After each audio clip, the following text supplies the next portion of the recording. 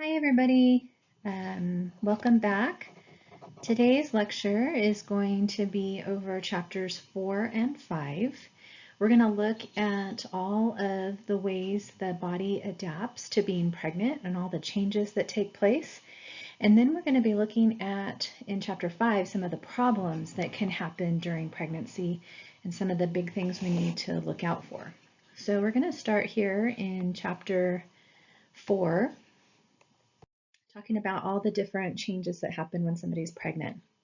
So there's 3 different phases of pregnancy. There's the antepartum phase, which is things that happen before birth. We also refer to that as the prenatal period. There's the intrapartum period, which is during the actual labor and delivery process. And then there's the postpartum period, which is everything that happens after birth and for the following 6 weeks after birth. It's really important that our patients are as healthy as they possibly can be before they get pregnant. And one of the things that would be ideal is if everybody received preconception care. This is the care that would happen before somebody actually becomes pregnant. And it's a time where people can meet with their providers, talk about any risk factors that they might have, maybe some of the missing parts of their diet that they might want to improve upon, just making sure they have the best nutritional state that they can. It's also a good time to update any immunizations before getting pregnant.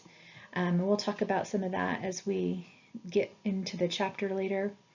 One of the biggest things that we want anybody of childbearing age to know is the intake of folic acid will prevent neural tube defects in the developing fetus. So super important that any woman of childbearing age know that and include that in her diet.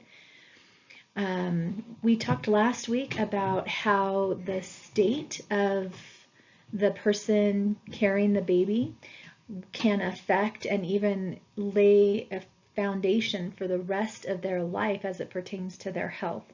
So it would be so ideal if all of our patients would get preconception care so that they could have the healthiest pregnancy possible, because it really does impact what kind of health that baby will have for the rest of its life. There are different types of prenatal care providers.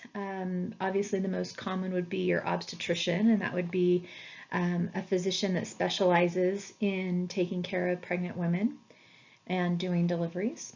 Also, family practice physicians can see pregnant patients during that prenatal period and even participate in their delivery.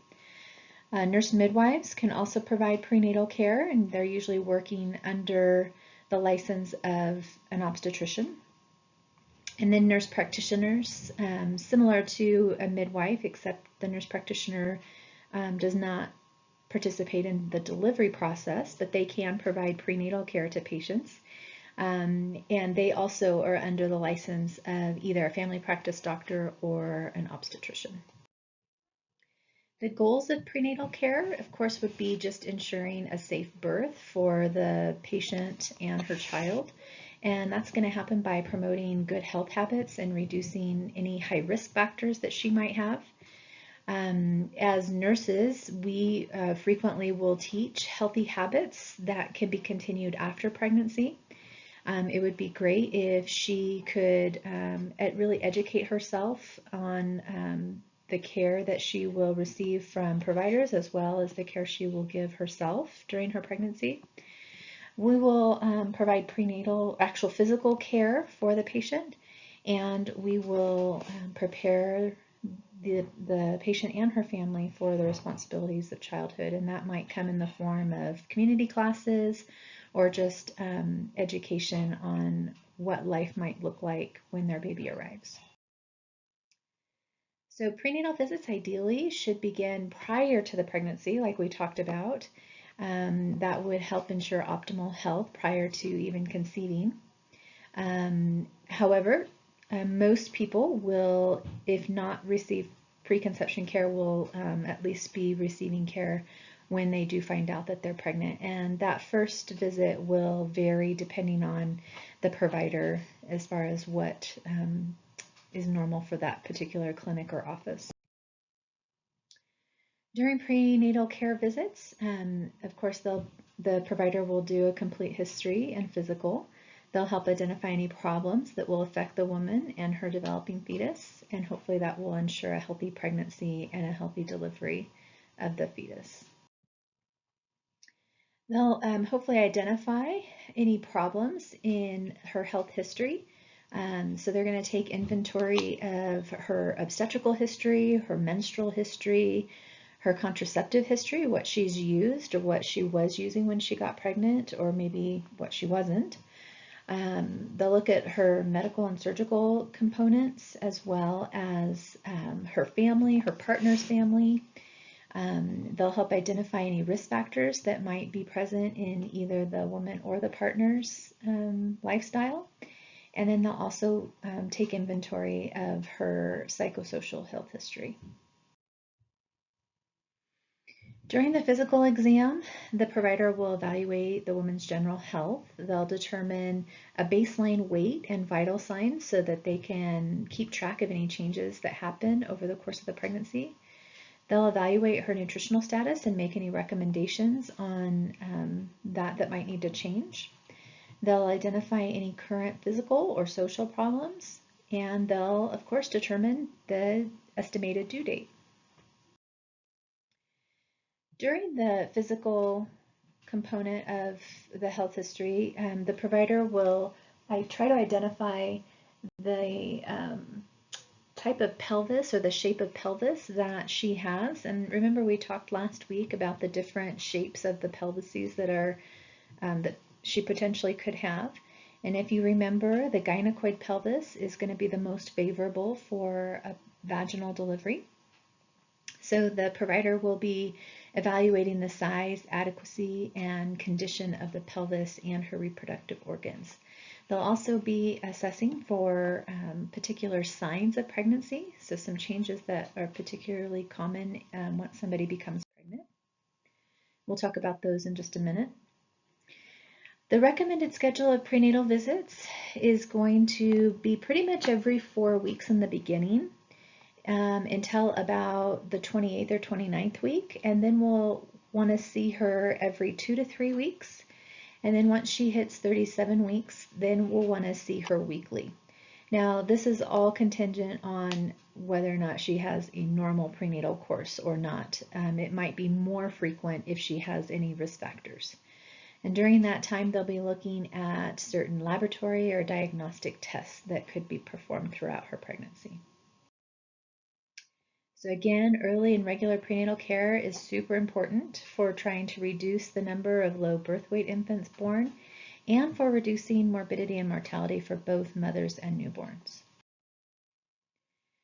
So during her routine visits, during her prenatal period, we'll assess for any risk factors that she might have, either ones we've already identified through preconception care or early prenatal care, or possibly trying to identify any new risk factors that might be forming. We'll check her vital signs and her weight and determine if they are normal or if things are changing in an unsafe way. We'll look at her urine as far as evaluating it for the presence of protein, glucose, and ketones. We'll also look at a blood glucose screening, which is usually done in the second trimester. We'll record her fundal height, and we'll talk about what that is in just a few minutes. Her amniotic fluid volume may also be assessed, just measuring that to see if it's of an adequate volume or if it's too high or too low. The provider might also perform what's called Leopold's maneuvers, which is trying to externally palpate the abdomen to determine what position the baby is in. They'll listen to the fetal heart rate, making sure that it's of normal range. They'll probably assess her nutritional intake and just making recommendations on if things need to be changed, if that could be improved upon. And they'll also take into account any discomforts or problems that she may be bringing up since her last visit. Vaginal discharge during pregnancy is usually pretty normal as long as it is clear or kind of white in color. Occasionally, there can be some infections that develop, either bacterial vaginosis, which is pretty common, or a yeast infection. The thing with bacterial vaginosis is that it could be present without any real clinical symptoms. So it's something that the providers will assess at each visit, just making sure that they can help identify that if it tends to be a problem. It has been associated with preterm labor, so we would hope to identify it early and treat it if necessary. During prenatal care, the role of the nurse is going to be collecting data from the pregnant woman and passing that on to the provider. We'll be identifying and reevaluating any potential risk factors that she might have. We'll be educating her in self-care, providing nutritional counseling, and also helping prepare her for the adaptation that will take place to both her and her family after this baby arrives. There's some key terms here that I really would like for you guys to know well, because we will continue using these terms throughout the rest of our class. So take a look at these in your book and just make sure that you have a good understanding of them, so that when we continue talking about these throughout our module, that you will have a good understanding of them. So just real quick, we'll go through them. Gravida is going to be the term we use for any pregnancy, including the present one. Nulla gravida is a term we use for a woman who's never been pregnant. Para is going to be the number of births after 20 weeks, regardless of whether the infant was born alive or dead. Prima gravida is a woman who's pregnant for the first time. Multigravida is a woman who is in her second or subsequent pregnancy. Nullipara is a woman who has not yet given birth to a fetus more than 20 weeks gestation. Primipara is a woman who has given birth to a fetus, either dead or alive, of at least 20 weeks.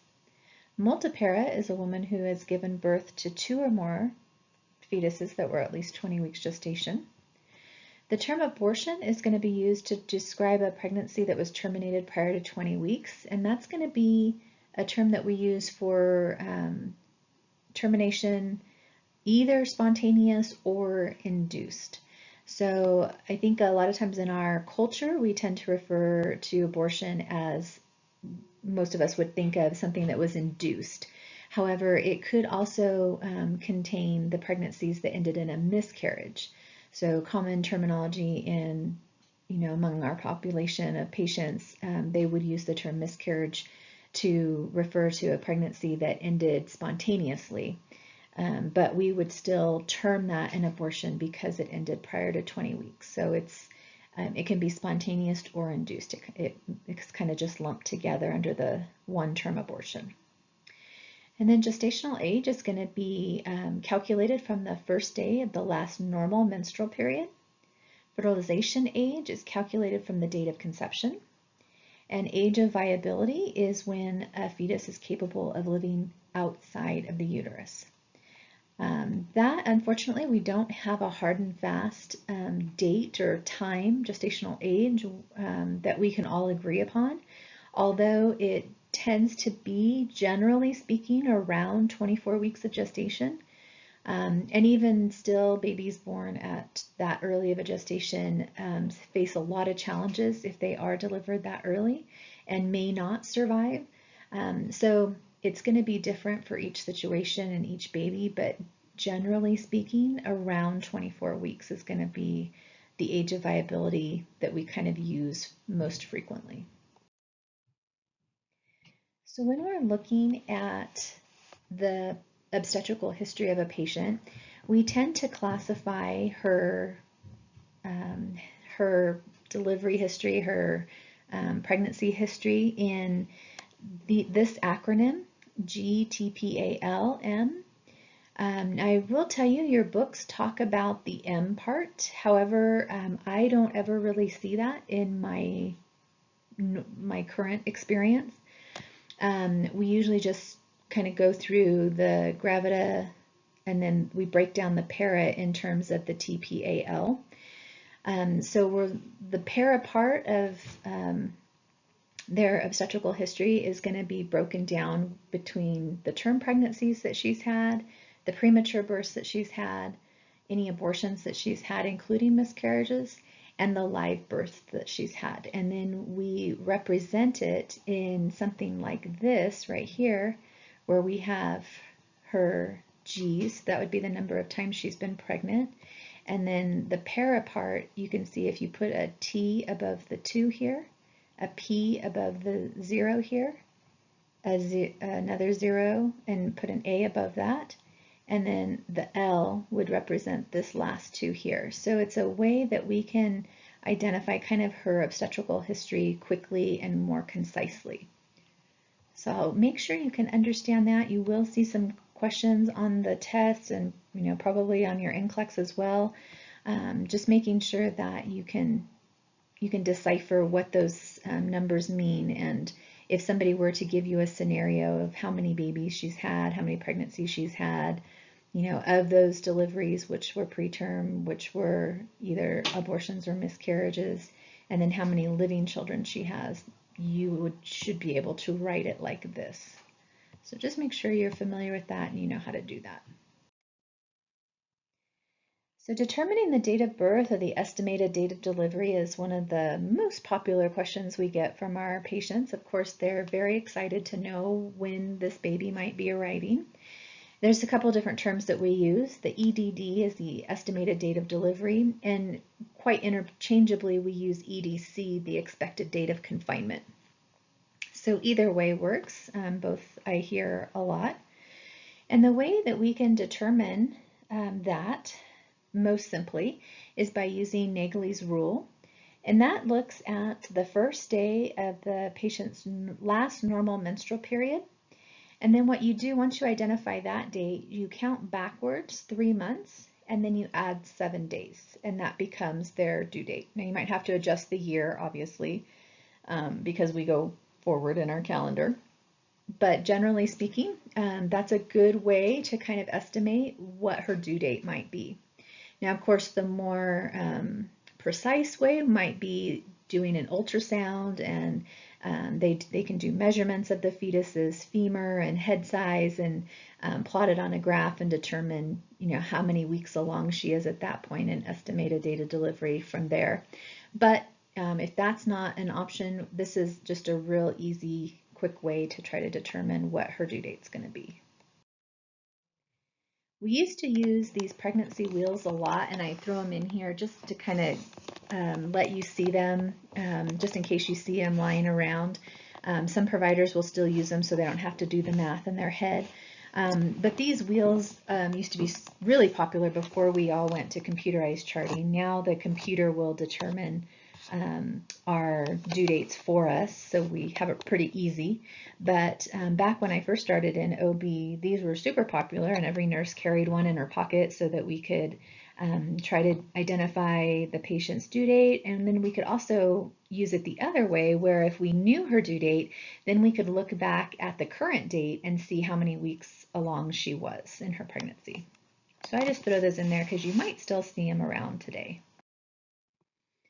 So the average pregnancy is 40 weeks, which is 280 days after the first day of her last normal menstrual period, plus or minus 2 weeks. So unfortunately, the majority of babies do not come on their actual due date. I think it's less than like 5% of babies actually are delivered on their due date. So it's just an idea that we can kind of plan for and prepare for, but plus or minus 2 weeks of that due date is going to be considered normal. Pregnancies are calculated in what we call lunar months, and those are 28-day months, which is a little bit different than the normal calendar that we usually follow. So our calendar, our months have anywhere from 28 days to 31 days, depending on the month. But when we look at a pregnancy, we're talking about lunar months. So each month would be only 28 days. And that's why a full-term pregnancy would be 10 lunar months. So that's 40 weeks, 280 days average. Pregnancies are broken into 3 trimesters. So they're 13-week segments. The first trimester, second trimester, and third trimester. It's important to know what is normal for each trimester for both the woman and the fetus so that we can understand if she's falling outside of those norms and if there's any problems developing. It helps us provide anticipatory guidance so that we can help her understand if she falls outside of the norms. Now we're going to talk about the different signs that somebody might see or have when they are pregnant. And the first thing we're going to talk about is presumptive signs. Now, presumptive signs are probably the least definite as far as deciding if somebody's pregnant. A lot of these signs and symptoms can be explained away by other problems or conditions. So not always do they mean that somebody's pregnant, but oftentimes they do. So the presumptive signs of pregnancy can be amenorrhea, which is missing a period, nausea, breast tenderness, deepening of the skin pigmentation, urinary frequency, fatigue and drowsiness, and quickening, which is fetal movement that's felt. So you can see how a lot of these things could be explained by any number of other conditions or situations. Next, we have probable signs of pregnancy, and this is when things get a little bit more real. They aren't necessarily explained by too many other situations, but yet they still could be. They're not definite, but they are probable signs of pregnancy. And these include Goodell's sign, which is a softening of the cervix that's caused by an increase in vascularity to that area. Chadwick's sign, which is a bluish, kind of purplish color of the vagina and the cervix. And again, that's caused by the increased vascularity to that area.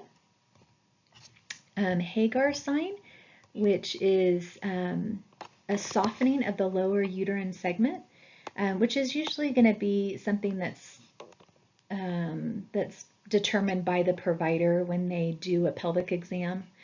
And then McDonald's sign, which is an ability to flex the cervix against the body of the uterus. So it's more maneuverable, and that's something that, again, the provider would be able to do on a pelvic exam if they're trying to decide if this patient is probably pregnant. Also, abdominal enlargement. As that baby continues to grow in the uterus will increase in size, and it will be palpable on an exam, on an internal exam. Braxton Hicks contractions are contractions that are kind of like warm-up contractions for the uterus. Keep in mind that uterus is a muscle, and it does contract involuntarily, just to kind of warm up or get prepared for the actual day of labor when it will really need to contract forcefully to expel the baby. Ballottement is where the provider is able to feel the presenting part of the fetus on an exam, and the provider would be able to push up on the baby and make the baby move. Abdominal striae or stretch marks, so that might be visible on the abdomen as it continues to increase in size. And then a positive pregnancy test would also be another probable sign of pregnancy. Now again, there's not a lot of other situations that these signs would be explained away by. However, there are certain situations where, for example, you might have a positive pregnancy test but maybe not necessarily be pregnant. So there could be a false positive.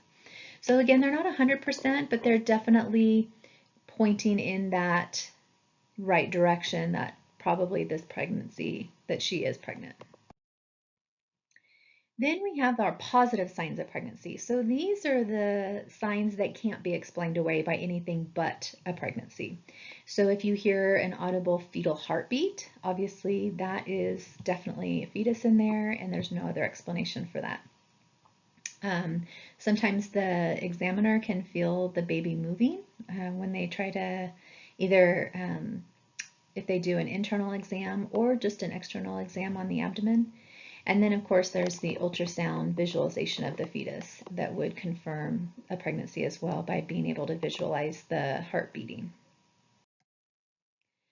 So now we're going to talk about all the physiological changes that take place in the body during a pregnancy, and pretty much every system of the body is going to be affected by the pregnancy. So that includes changes in the endocrine system, the reproductive system, her respiratory system, her cardiovascular system, her gastrointestinal system, her urinary system, and the integumentary and skeletal systems.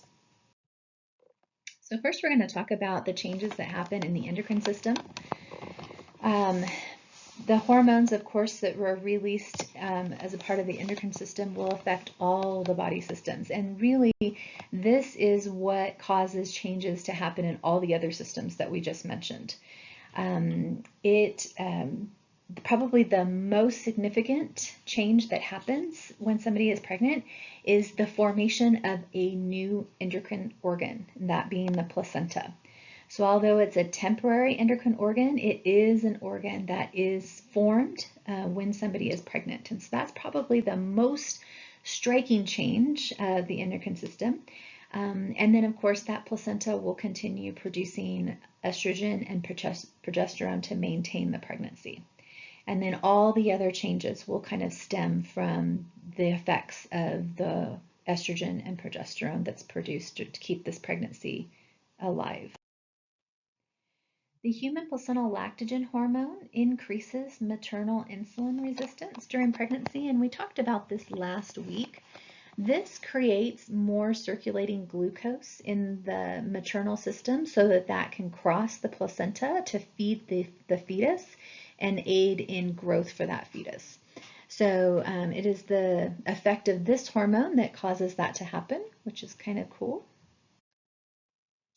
As far as the reproductive system, again, this is another system that has some of the most profound changes in the body.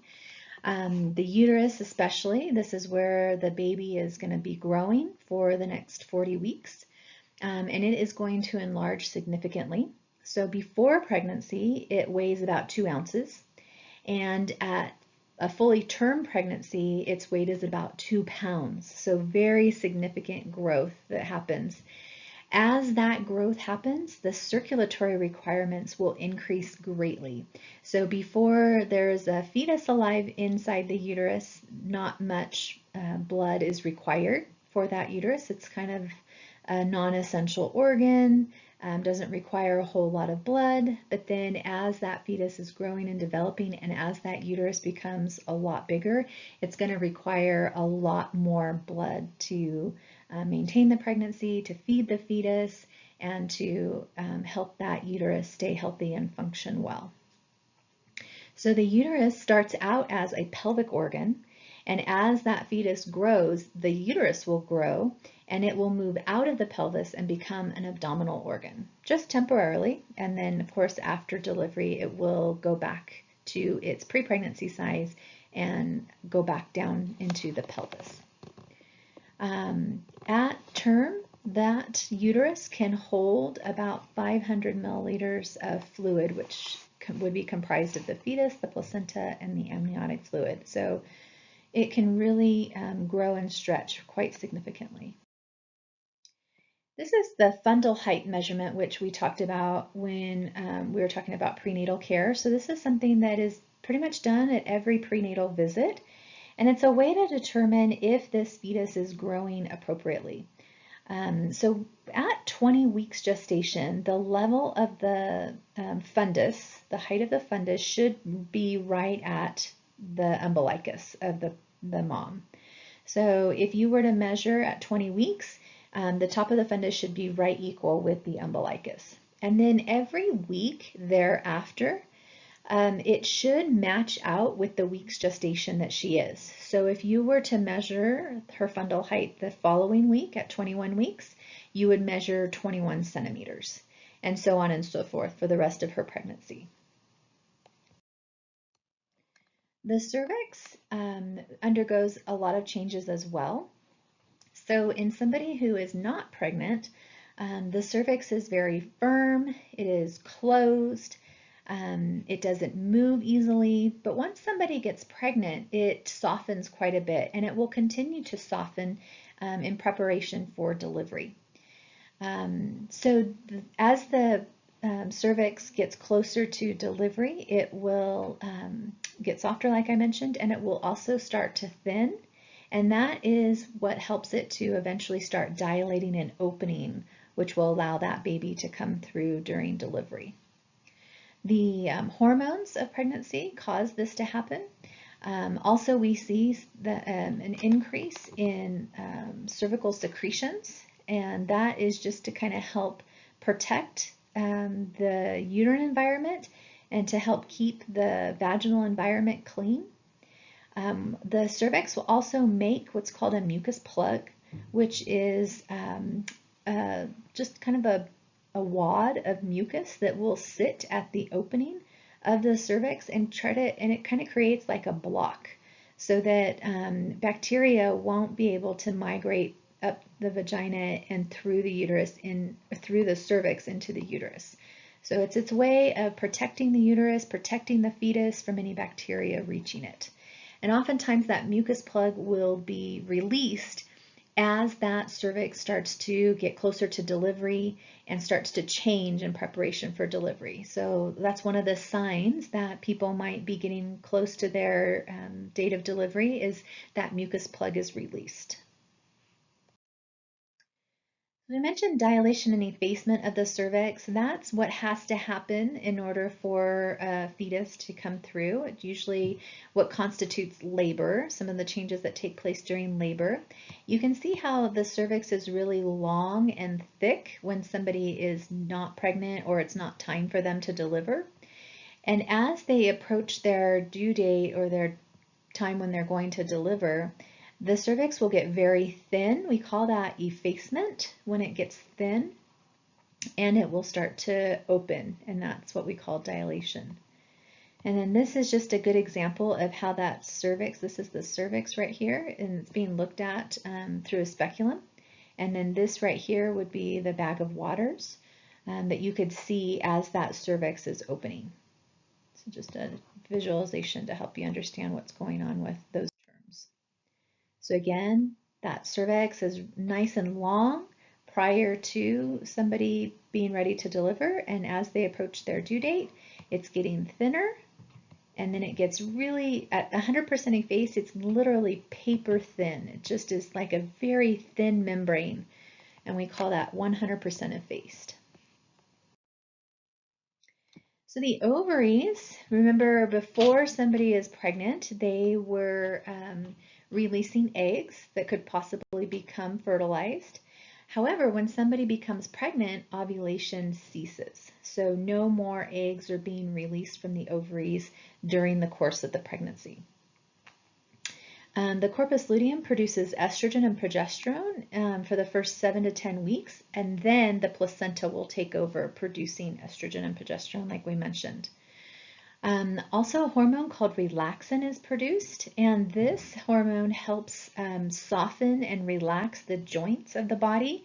Most specifically, it's going to help the symphysis pubis relax a little bit, and it allows for the hip bones to kind of widen, and allows for more room for that baby to come through the pelvis.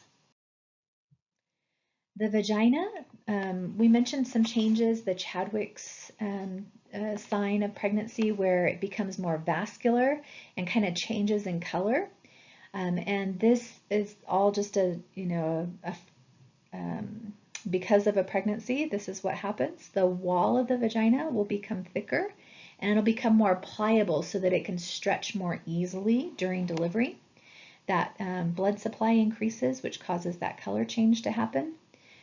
Rugae or folds in the tissue or the walls of the vagina are more prominent. There might be an increase in discharge, and that again is just to help keep that area of the vagina clean and flush out any bacteria that might be there. The pH will become more acidic, again, just as a way of preventing any bacteria from growing or developing there. The breasts are under high levels of estrogen and progesterone, and that's what's helping them prepare for lactation.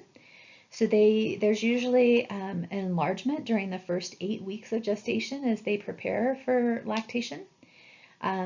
There's what we call Montgomery glands that secrete a substance to keep the nipple lubricated. Pre-milk can be expressed as early as like 10 weeks pregnancy, and then it will just continue up until she's ready to feed her infant when that baby's delivered. This particular pre-milk is low in calories, fats, and sugar, but it will change as she gets closer to delivery. So remember we said that the size of the breasts do not dictate how much milk she produces. Even women with small breasts can produce enough milk to sustain her baby. One thing that does change is the areola of the breasts will increase in size, and it will also darken. And the thought behind this is that it is enabling a baby to help identify the breast when it's first born. So if we were to just leave a baby alone and set it on the mom's chest, it could eventually find the nipple because of the light and dark differentiation of the areola from the breast tissue itself. So remember, babies only see, really the only thing they see is black and white when they're first born, and so the darkening of the areola really helps them identify the nipple and where they should go for nourishment. You might see stretch marks on the breasts themselves as they increase rapidly in size. And then we talked about colostrum being able to be excreted as early as the 10th week. And you can see this picture here is what colostrum looks like versus more mature milk a couple weeks later. So colostrum is very high in protein and fat-soluble vitamins and minerals. Not a lot is produced, only a very little amount is produced, but it's very thick and rich, and it also contains antibodies that will help provide immunity to this baby until it's able to develop its own immunity several months later. So you can see how colostrum really is different from more mature milk that will develop a couple weeks later. As far as the respiratory system goes, the mother is going to need to increase her oxygen consumption by about 15%, and that's so that she can increase the amount of oxygen that's moving across the placenta to feed that baby. The diaphragm could potentially rise up to about 4 centimeters, and that is due to the increase in size of the uterus kind of pressing up on all the abdominal contents and kind of moving that diaphragm up a bit. That could lead to some dyspnea. As that uterus grows and puts pressure on the diaphragm, she might feel like it's harder to take in deep breaths. And again, that might occur until that baby drops a little bit more into her pelvis and takes off some of that pressure on the diaphragm. The increased amount of estrogen can cause edema or swelling of the mucous membranes of the nose, pharynx, mouth, and trachea. So a lot of women complain of feeling stuffed up when they're pregnant, and that's not because they're sick. It's just as a result of this swelling of their mucous membranes. Occasionally you might see some nosebleeds, epistaxis, and also some voice changes due to the effects of estrogen on their mucous membranes and their vocal cords. For the cardiovascular system, one of the biggest changes that takes place is the amount of blood volume increases by 45%. So think about 45% of their blood volume is going to be added to their normal circulation in order to feed that fetus and satisfy the requirements of blood and oxygen for the uterus as well as the growing fetus. So this increase provides that good exchange of nutrients, oxygen, and waste products within the placenta. It gives more blood flow to the maternal tissues, and it also creates a little reserve of blood for the blood that she's going to lose at delivery. So most patients will lose anywhere from like 200 to 300-ish milliliters of blood at delivery, and so this extra blood volume kind of pads her system a little bit so that isn't it doesn't cause a lot of effects after that. Her pulse rate might increase by about 10 to 15 beats per minute, and again, that's just to aid in better circulation to her uterus and the fetus. There is something called supine hypotensive syndrome or aortocaval compression. And the best way to describe this is just to show you this picture. This is where when a woman lies in a supine position, the weight of that fetus and the heaviness of the uterus can sit right on the vena cava and actually decrease the blood flow that's returning from her lower extremities back to the heart. And when that happens, she can have, oops, I can't go back. But she can have symptoms of feeling lightheaded or dizzy. And so that's what we refer to as supine hypotension or that vena cava compression. So the best thing to do is never have pregnant women lie in a supine position. If she is going to be supine, we always want to put a little wedge under one of her hips so that she's tilted slightly, and that will allow for that blood flow to continue getting to her heart from her lower extremities, and then she won't really feel any effects of that. So just that nice tilt position will help that fetus stay off of the vena cava, and it'll allow for maximum blood flow to return to her heart. Other cardiovascular changes that might take place could be orthostatic hypotension. So that would be if she changes her position quickly. She could maybe feel a little dizzy or lose her balance. And that's just where the blood kind of drops from her brain down to her lower extremities because she changed positions quickly. So one of the things we caution women is just to change their position more slowly. So when they go from a lying position to a sitting position, just allow their body some time to adjust. And then when they move from sitting to standing, again, do it slowly so it allows her body time to adjust so she doesn't feel the effects of that. Some women report feeling palpitations. With the increase in blood volume, remember we said that the blood volume is going to increase by 45%. She could also have what we refer to is dilutional anemia. So basically the hemoglobin that she has in her body is kind of diluted by that increase in blood volume. So that is something that we commonly see. A lot of our patients are anemic, and it can just be due to that dilutional anemia syndrome where they have that extra blood volume kind of diluting the number of hemoglobin molecules they have. Also, with the cardiovascular changes is increased clotting factors that occur in the second and third trimester. This happens so that during delivery their blood can clot more quickly and they won't essentially bleed to death.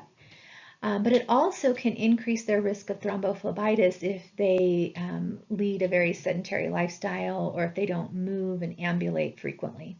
So one of the things we always want to encourage pregnant women to do is move around.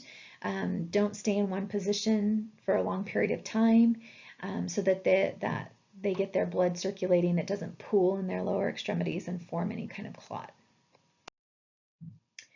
As far as changes in the GI system goes, we talked already about how that uterus is going to move out of the pelvis and become an abdominal organ. And as it does that, as it increases in size and grows, it's going to just kind of push all of the abdominal contents out of its way as it does that. So it might displace the stomach a little bit. It kind of moves the intestines a little bit. So those are very common changes that we see in the GI system.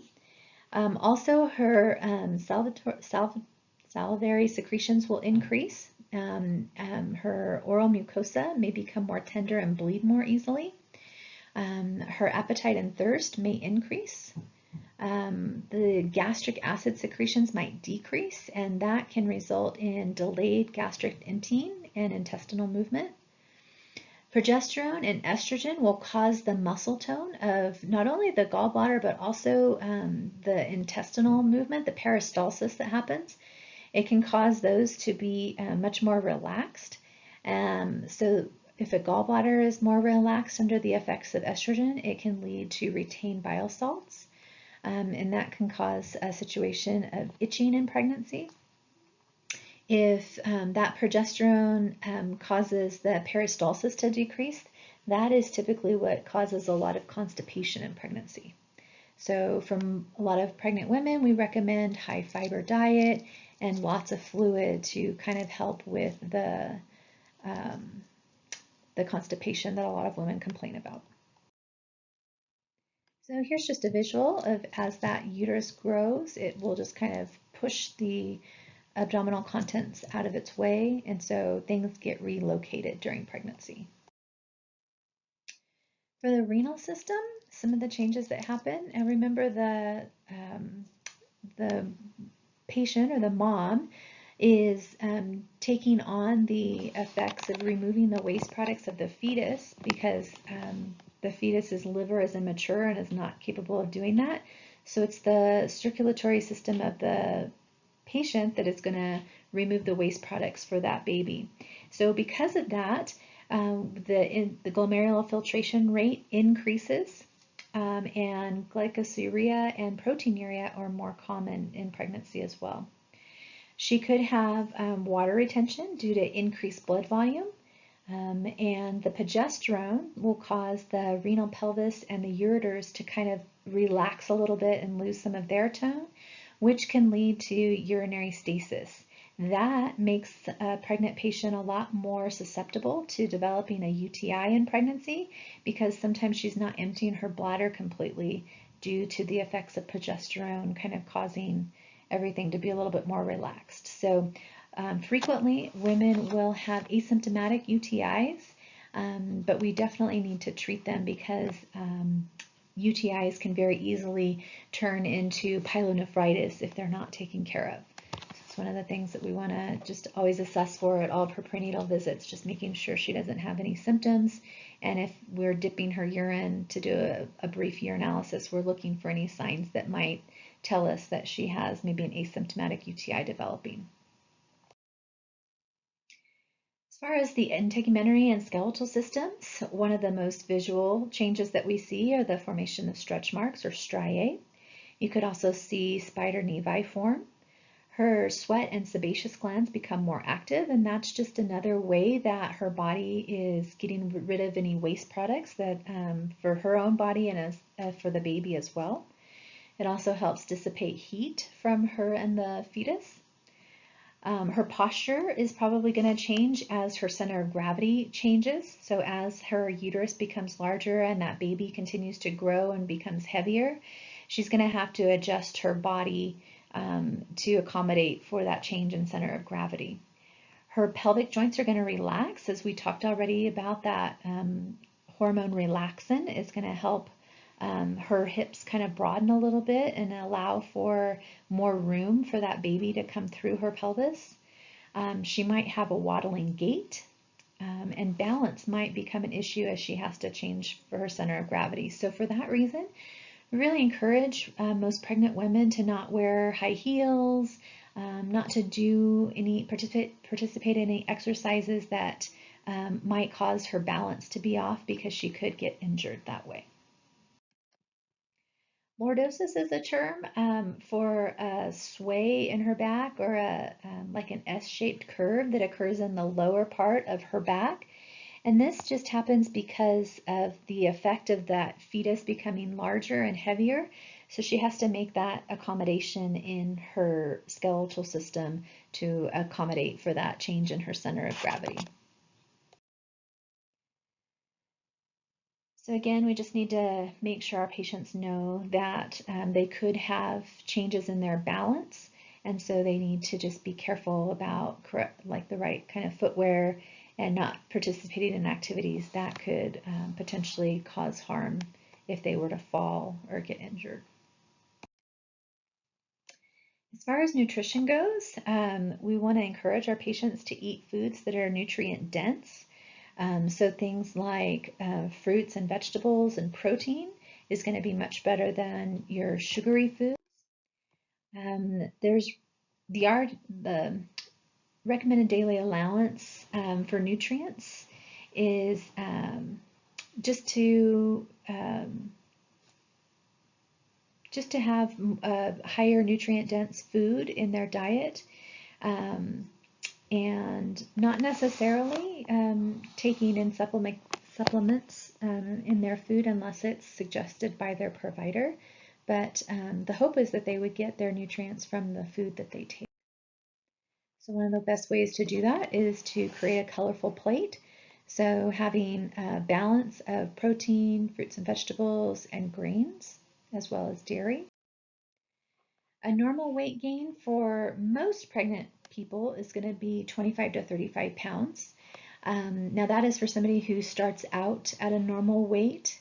If the woman starts out overweight, then we're going to suggest that she not gain as much during this pregnancy. So maybe we limit her weight gain to 11 to 25 pounds. And if they're severely overweight, maybe we limit their weight gain to only 15 pounds.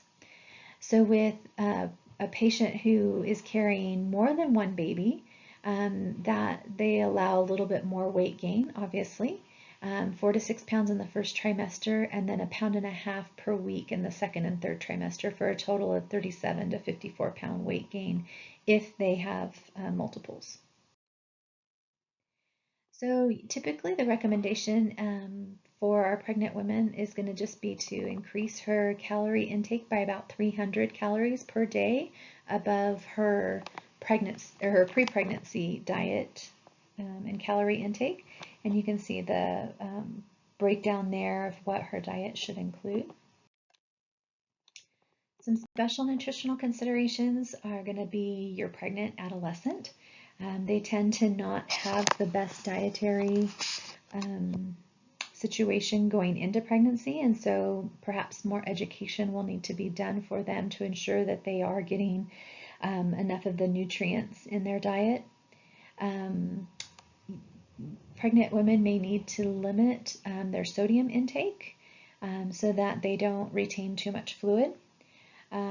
Other patients that might eat special diets, like a vegetarian diet, are just going to need to be counseled so that they are getting enough protein in their diet. PICA is a term for when women desire to eat non-nutritional substances. For instance, things like ice is a very common element of PICA. So there's really no nutritional element of ice, but they really just crave crunching ice pieces. So that's a form of PICA. I had a patient once who she had a craving for cornstarch, and she just really enjoyed taking big spoonfuls of cornstarch. Even though that has no nutritional value, that is just a craving that she had. Other types of PICA are sometimes like dirt or cigarette ashes. So obviously no nutritional value there, but for whatever reason, that's something that they crave. And they think that it's related to something that's missing in their diet. That's the reason why they crave something like that. Also, dairy requirements are going to be could be potentially compromised in our lactose intolerant patients, so we might need to get more creative with their diet. Other cultural preferences, just taking into account what they're eating and making sure that they are getting the nutrients that they need. And then also looking at our patients who develop diabetes while they're pregnant, adjusting their insulin levels, maybe their carb intake, making some adjustments there. So those are some special considerations that we might need to make for some of our pregnant patients. During lactation, we're going to want to see her caloric intake increase of about 500 beyond her non-pregnant intake. Her protein intake should be about 65 milligrams per day. Calcium and iron will be the same as when she was pregnant. And most of the time they will recommend that she continue taking her prenatal vitamins while she's lactating, just to keep up on the extra intake that she might need. We want to encourage women who are breastfeeding to limit their intake of caffeine and alcohol, because that can cross the breast milk and be taken in by the baby. So we want to encourage them to decrease their consumption on that.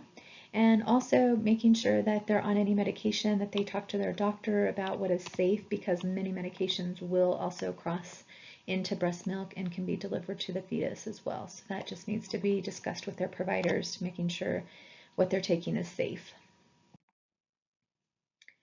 Exercise during pregnancy is usually recommended. However, some variations may need to take place. So we want to make sure that during exercise, it's important that she is able to breathe easily. She should not be out of breath when she's pregnant. The goal of exercise during pregnancy should just to be maintain her fitness. We don't necessarily want her to start any brand new programs, especially related to weight loss at that time. So we just want to help her maintain what she's already doing. Definitely we want to recommend that they talk to their providers about what they are doing to exercise, just making sure that that's safe. Some modifications might need to be made as they have to adjust maybe their center of balance, their center of gravity. So we always want to make sure that pregnant women are not flat on their back to avoid that supine hypotension syndrome. We want to make sure that they take care to avoid situations like that. So I want to make sure that during her pregnancy or during her exercise routine, that her body temperature is not becoming too elevated, because that can take away from the oxygen that's being delivered to the fetus. If her metabolic rate increases, which is caused by an increase in body temperature, that can use up the available oxygen that would otherwise be available to the fetus.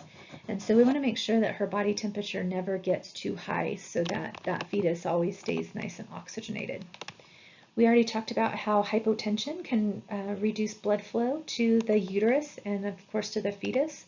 So we want to make sure we avoid any hypotensive situations, including supine hypotension.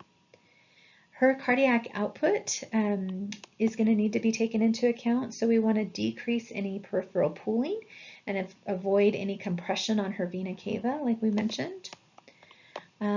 Keep in mind that the changes in her hormones can change the way oxygen is consumed in her body. And so we just want to make sure that we're always having optimal amounts of oxygen perfusing across the placenta so that that baby is optimally oxygenated. Some nursing guidelines that we could recommend for exercise during pregnancy, it would be starting with a warm-up, ending with a cool down. Not exceeding the recommendations for moderate exercise by ACOG.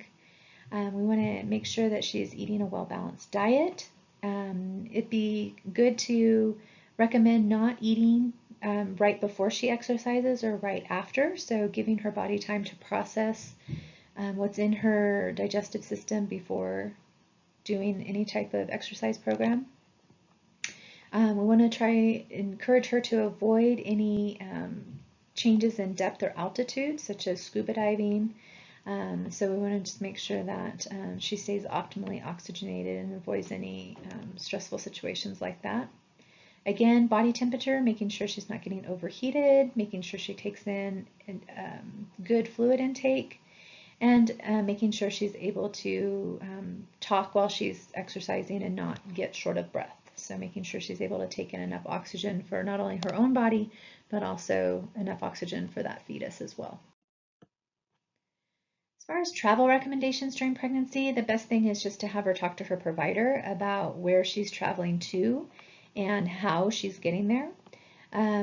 Generally, air travel is considered safe up until a certain point, and then they would not recommend that she be on an airplane for an extended amount of time. You want to avoid having her sit still for long periods of time. Again, that's just due to her being hypercoagulable during pregnancy and the more likelihood for blood clots to form in her lower extremities. So you want to encourage her to move often and not stay in one position. We want to encourage her to avoid any locations that might increase her risk for exposure to any infectious diseases. It's always a good idea to bring a copy of her prenatal records with her so that in the event something happens and she needs to seek care at a different facility or by a different provider, that she could share her prenatal record and what's been going on with her pregnancy thus far with the new provider. Good hand hygiene and dietary precautions are always good, and just making sure that she takes in enough oral hydration. So the common pregnancy discomforts that we hear a lot of our patients talk about, this is not an exhaustive list. I'm sure there are some things that we didn't include on this list, but pretty much every common complaint of pregnancy that's especially on this list is going to be related to the effects of estrogen and progesterone on her body. Unfortunately, there's not a lot we can do about these common discomforts. We can just encourage her that they are normal for pregnancy and that they will go away after she delivers. So some psychological adaptations in pregnancy. Pregnancy can be a stressful time for a family unit, depending on whether or not this was an expected pregnancy, if it was planned, if it was a surprise. So it can be really, the effects of pregnancy can be related to financial problems, housing problems, job, you name it. There's lots of situations that can cause stress during a pregnancy. So we're just going to talk about a few of those here. So according to Riva Rubin, there are 4 maternal tasks that the woman will accomplish during her pregnancy. They include seeing a safe passage for herself and her fetus, securing acceptance of herself as a mother and for her fetus, learning to give of herself and to receive care and concern from others, and committing herself to her child as she progresses through pregnancy. Fathers have a great deal of change that takes place during pregnancy as they begin to prepare for their role as being a father. So they move through things like acceptance and adjusting maybe what they see for their life and some of the things that'll have to take place as they welcome a baby into their family. Definitely want to include fathers in the birth of their child and also their role as a father once they take this baby home. Different cultures will have different impacts on the roles of fathers. So we need to just respect cultures and their view of fatherhood. Don't assume any particular way of life for different cultures represented, but just maybe do inventory on how they see their role and just encourage their participation in not only the pregnancy, but also this child's life moving forward. As far as our adolescent patients go, it could be a hard, stressful time. A lot of times these pregnancies are not necessarily planned. And so you can imagine all the changes that are taking place in the adolescent body, and then adding a pregnancy to that just kind of causes a lot more changes that this person is going to have to deal with. So we just want to take that into account and assess their support system and making referrals for any resources that they might need going forward. For our patients who maybe choose to postpone pregnancy until later in life, or for whatever reason weren't able to achieve pregnancy until later in life, this can have a different set of psychological impacts. They might have needed the help of assistance with fertilization to achieve a pregnancy. They might have different stresses as far as a job or career goes. So again, it's always safe to never assume anything, but you just want to talk openly with the patients and find out where they are, how you can best support them moving forward.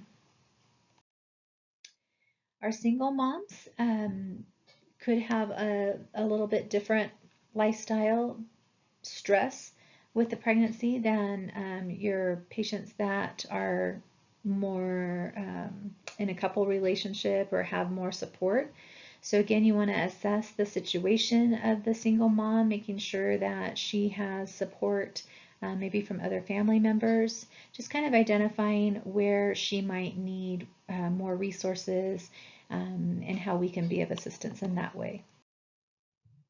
We do occasionally have single fathers that will be raising a baby by themselves. And so again, just taking inventory of any resources they might need, and just trying to help educate them on what they'll need to know moving forward with this baby. Grandparents are typically pretty excited and wanting to be involved in the life of this new baby. But again, you never want to assume, so you always just want to take your cues from the patient and involve the grandparents as the patient wishes. As far as prenatal education goes, definitely are going to be using our nursing process where we assess, diagnose, plan, and then evaluate whether or not our outcomes were successful or not, and then reassess if we need to make any changes in that process. As far as pregnancy and lactation and medication goes, it's always important to communicate with the providers before starting any new medication, and just identifying whether or not particular medications are safe for a pregnancy or safe during lactation. Sometimes the patient could have subtherapeutic levels of a medication due to the increased amount of blood volume, the cardiac output, or glomerular filtration rate. They could also have decreased gastric emptying, which can affect the absorption and action of the medication. So those are things to just take into account and consideration when medication's being started for a pregnant patient. You've probably noticed in your drug books that the FDA has all these categories of risks for pregnancy. And so you want to take into account what risk the particular medication is, and if it's going to be safe, if the benefit of the medication is going to outweigh the risk that it might pose to the fetus. So definitely want to make sure that the providers are taking that into account before prescribing certain medications. Like we said, the effects of pregnancy on medication ingestion, we already kind of mentioned this, because of the increase in blood volume or decrease in gastric emptying time. So those types of things need to be taken into account. And also just keeping in mind that most drugs will cross the placenta, so we need just to make sure that it's safe for the fetus. As far as immunizations go during pregnancy, a lot of immunizations are safe. However, live viruses are contraindicated during pregnancy. So for instance, the rubella vaccine is a live virus and needs to be avoided during pregnancy because it can lead to birth defects and severe mental retardation. So we definitely would never immunize somebody for rubella during pregnancy, or if they think they might be pregnant, or if they're trying to get pregnant. But a lot of things like the flu shot and the Tdap vaccine are very common immunizations that are given during pregnancy. So hopefully all that makes sense to you guys, all the changes that take place during pregnancy. Now we're going to move into chapter 5, which is going to talk about all the different complications that can happen during a pregnancy. So I often tell my classes that unfortunately a lot of these things do happen, but that's kind of the reason why I have a job. So we're going to talk about all the different things that can go wrong or can complicate pregnancy. So anytime there's a high-risk pregnancy, it can have a pretty drastic impact on not only the patient herself, but also her family unit. It can cause a disruption of normal roles. It can cause financial difficulties. It can result in delayed attachment to the fetus, and it can cause a loss of the expected birth experience. So how she saw her birth happening And then if something, complicates that process and she doesn't get the birth that she was anticipating, there could be some mourning that happens with that, and just working through some of the disappointment that might be experienced with that. As far as nursing responsibilities go, we want to prepare our patients properly. We want to give them the most education that we can so that they're aware of what is happening or what could happen. If there's any testing that's going to take place, we want to explain the reason behind the test and give her the option of testing for that. And then we want to just help clarify and interpret any results that she might receive, and how that pertains to her pregnancy and how that's going to affect her going forward. Some danger signs in pregnancy. This is a great slide for you guys to hopefully commit to memory. I often tell my classes that if you learn or retain nothing from this time in OB nursing, that you might remember this slide, because people will know that going forward you are a nurse, and they're going to expect you to know everything about everything. And even some of your pregnant friends or family members might come to you and ask your advice about certain situations. And these situations here on this slide, these danger signs, are super important for our patients to get checked out right away. So we definitely want to refer them to being seen by their provider or some type of care provider to avoid any drastic complications or situations. So a sudden gush of fluid from the vagina, you may not know what that is. You may not be inspecting it yourself, but if somebody says, hey, I just had this gush of fluid from my vagina, you definitely want them to go get checked out for that. It could be blood, it could be fluid, it could be urine. So we just don't know until we check it out and see what's going on, but that's definitely, you would recommend for somebody to be checked out for that. Same with any vaginal bleeding. It's always best to have it checked out just to make sure that the fetus is okay, that there's no compromise going on with blood flow and oxygenation to the fetus. So definitely recommend getting that checked out. Abdominal pain can be related to contractions, which could be normal. It could be related to preterm labor, which would not be normal. It could be related to appendicitis. It could be related to a condition with high blood pressure where we have upper pain in the right quadrant. So epigastric pain. So you just don't know, but you definitely want to recommend that they have that checked out so that we can avoid any bad situations. Persistent vomiting can lead to a change in electrolyte balance, so you want to make sure that that gets looked at, and making sure that their electrolytes are all normal and they're not having any problems there. Epigastric pain, like I mentioned, could be related to a condition of high blood pressure in pregnancy, so we definitely want to get that checked out, as can these next symptoms: edema of the face and hands, severe persistent headache, or changes in vision.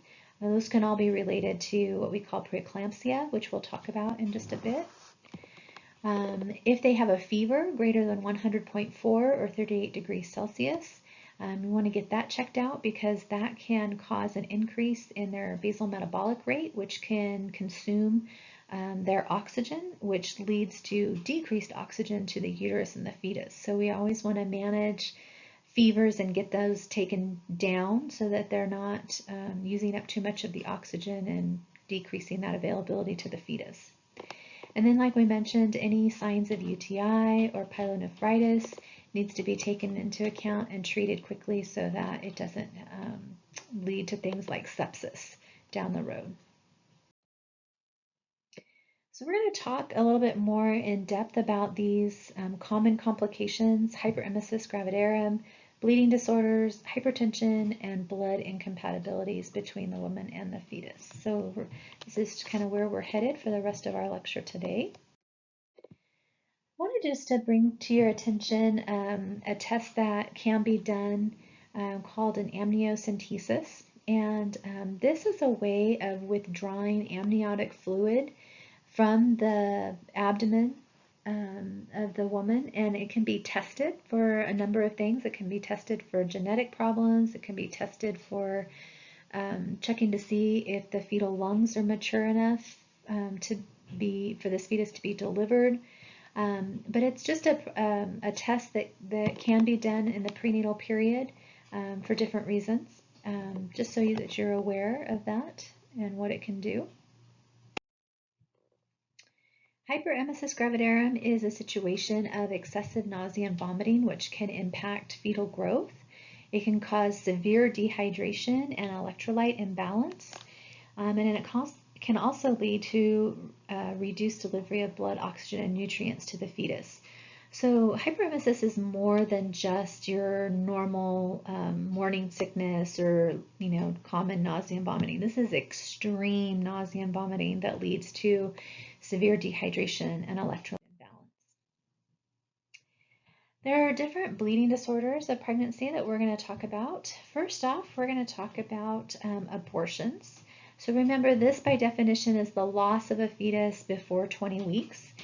And abortions can either be spontaneous, where they just happen, or they can be induced if somebody wants to end a pregnancy and they're choosing to do that. There's different types of spontaneous abortions. There can be a threatened abortion, inevitable abortion, incomplete abortion, complete abortion, missed abortion, and recurrent abortion. And then there's two different types of induced abortions, therapeutic and elective. So this is just a visual of the different types of spontaneous abortions that can happen. It just kind of depends on the extent of the loss and what's going on. So I'll let you just read about that in your book. You can look at those descriptions in a little bit more detail there. One of the things as nurses we need to really watch when somebody's bleeding is we need to make sure we're documenting the amount and character of the bleeding. We need to make sure that we're saving anything that looks like blood clots or tissue that might need to be evaluated by a pathologist later. We need to make sure we're doing pad counts so that we can see how much bleeding she's having and try to quantify that. We'll definitely be monitoring her vital signs, and we'll keep her NPO just in case surgical intervention is needed. As far as education for somebody who's had a loss, we're going to need to teach them about any kind of abnormal bleeding. And so we can hopefully intervene if they're having too much bleeding. We want to encourage them to take their temperature every 8 hours for the first 3 days, just so in case an infection develops, they can get treated promptly for that. They might need to be on additional iron supplementation because of the blood loss that they've experienced. You'll want to make sure that they discuss with their providers when it'll be safe to resume sexual activity. You'll want them to know when they're going to need to see their providers again just for a routine checkup. And we're going to want to let them know that pregnancy can occur before they have their first menstrual period following the loss. So we just want to caution them to maybe use some contraceptive devices or means to prevent pregnancy initially. In the event of a spontaneous abortion, there's usually a great deal of sadness that goes along with that, and we just need to be available to our patients in whatever capacity they need us to be. We want to definitely recommend any type of resources that there might be to help them work through the loss and the grief that they might have with this pregnancy loss.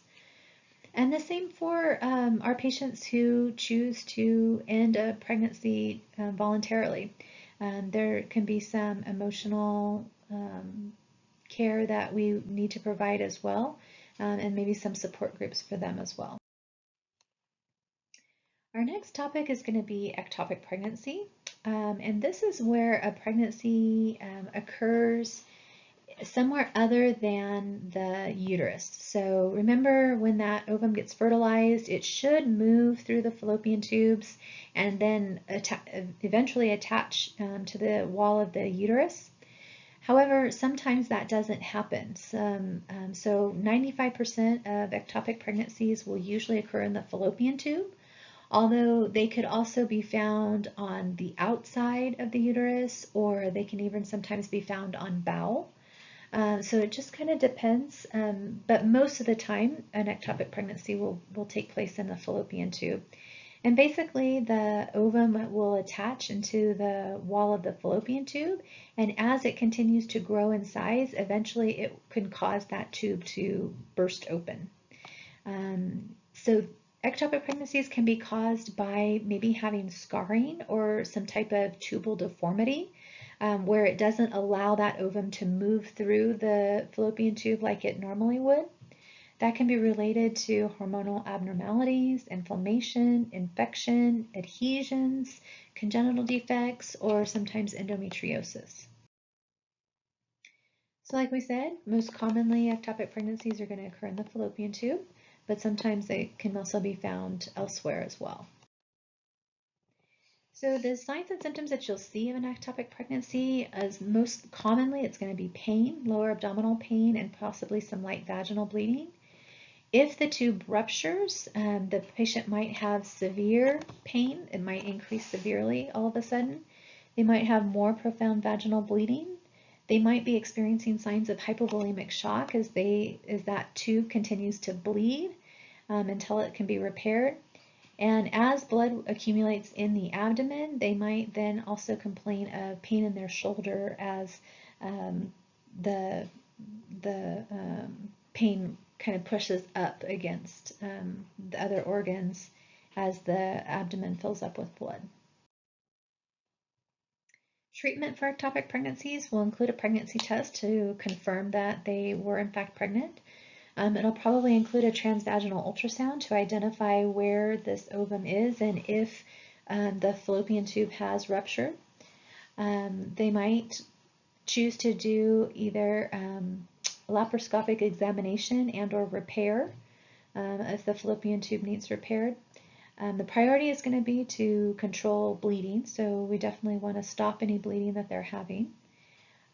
Sometimes it can just be simply treated with medication such as methotrexate to inhibit cell division, and sometimes they might need surgery to remove the ectopic pregnancy and or to repair the tube if it's been damaged. So let's just refresh our memory on the signs and symptoms of hypovolemic shock.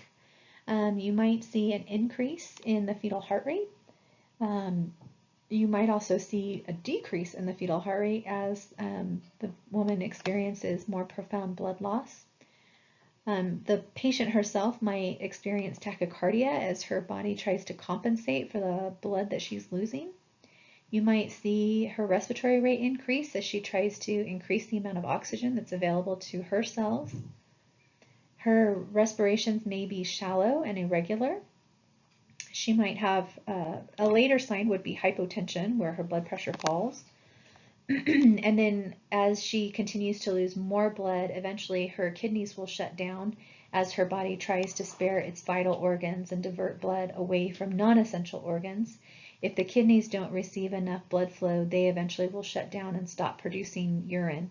And so you might see a decrease in urinary output. Her skin will become pale, as will her mucous membranes. And again, this is as a result of diverting blood away from anything non-essential. So from her periphery, blood will be diverted away from those areas and be given to the heart, her brain, and her adrenal glands to help her maintain her life.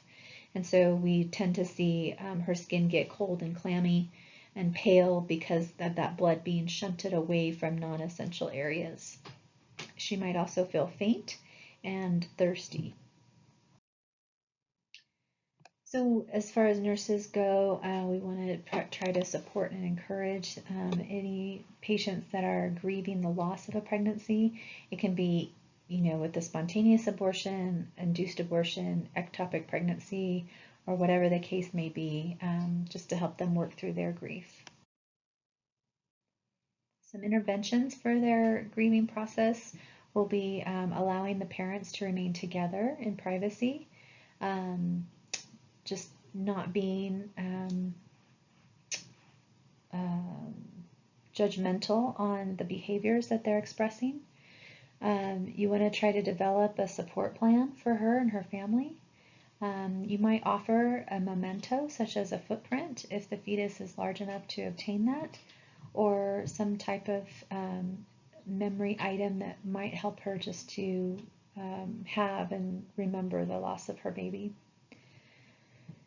If the fetus is large enough, you might offer for her to hold the baby and maybe take pictures. We need to prepare our patients for what her baby will look like because it may not look the way she is thinking it will look. And then we want to just provide any resources in the way of support groups if she should want to use that in her grief resolution. Another situation that we see sometimes is known as a hypotensive mole or a molar pregnancy. It's also known as gestational trophoblastic disease.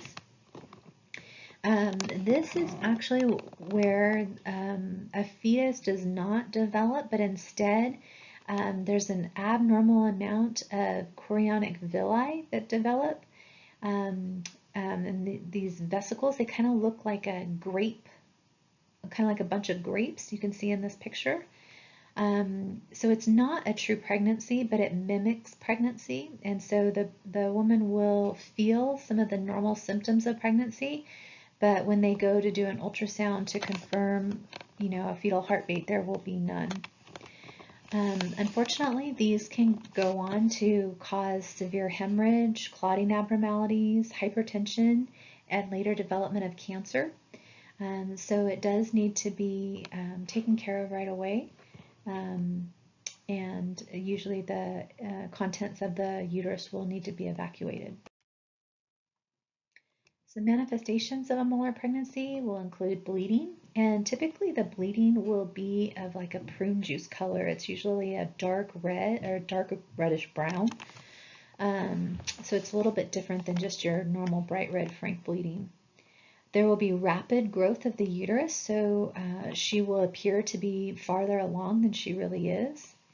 There will be no fetal heart activity that's detectable. She might have signs of hyperemesis, so again, these really exaggerated signs of pregnancy may be evident. She might develop gestational hypertension, so problems with blood pressure in pregnancy. She might have higher level than expected of HCG, so that human chorionic gonadotropin hormone that is usually present in blood and urine, just indicating that she is pregnant. They might be excessively high if she has a molar pregnancy. And it'll look like just a cluster of grapes if you look at it under ultrasound. Treatment is going to be evacuating the uterus of that content. It might mean surgical intervention in the way of dilation and curettage, or dilation and evacuation. And then sometimes they give these patients the medication methotrexate to inhibit cell division and evacuate the uterus that way. So those are some of the examples of bleeding early in pregnancy, what we might find usually in the first trimester. Now we're going to switch gears and we're going to look at bleeding disorders that can occur later in pregnancy. So these are going to occur most likely in the third trimester of pregnancy. The first one we're going to talk about is placenta previa, and this is where there's an abnormal implantation of the placenta. So typically when an ovum burrows into the lining of the uterus, it's going to take place in the upper third of the uterus. But when you have a placenta previa, the ovum instead burrows into the lower part of the uterus and can sometimes cause the placenta to grow over the cervix or the opening of the uterus. So when the cervix then starts to have little changes as she gets closer to her due date, little blood vessels will break off and cause bleeding to happen. Now there's different types, there's different degrees of placenta previa. There can be marginal, partial, and total.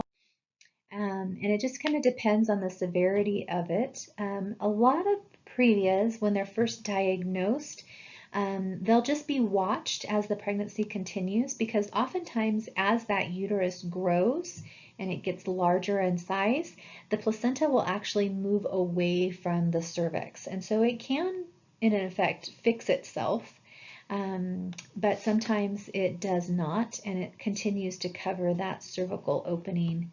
So here you see the placenta here covering the opening here of the cervix. And it can be a really life-threatening situation because the placenta is made up of really large blood vessels. And if those blood vessels are compromised and they have some type of break in them, both the mom and the fetus can actually exsanguinate and die. So placenta previa is a real emergency. These patients are not allowed to deliver vaginally because of that risk of hemorrhage, and it can happen very quickly. So any patient that has a placenta previa and the previa persists, they will be scheduled for a C-section to ensure that they do not experience that life-threatening bleeding. Another situation that we see later in pregnancy in that 3rd trimester is called an abruption, or abruptio placentae is the official word for it, but it's most commonly referred to as placental abruption. The placenta implants normally, however, it detaches prematurely from the wall of the uterus. So typically we want that placenta to detach after the baby is delivered, but when an abruption happens, that placenta starts to detach before the baby's delivered, and that compromises blood flow to the fetus, and it can also lead to exsanguination of the mom as well. So here's an example, here's a picture of that placenta detaching from the wall of the uterus. And what happens is blood can accumulate, and both mom and baby can exsanguinate if it's not dealt with quickly. So some complications and or risk factors for these conditions.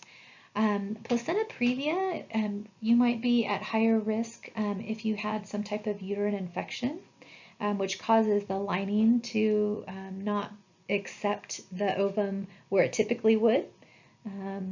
So the only available space would be at the lower part of the uterus, which would cause that placenta to cover the cervix.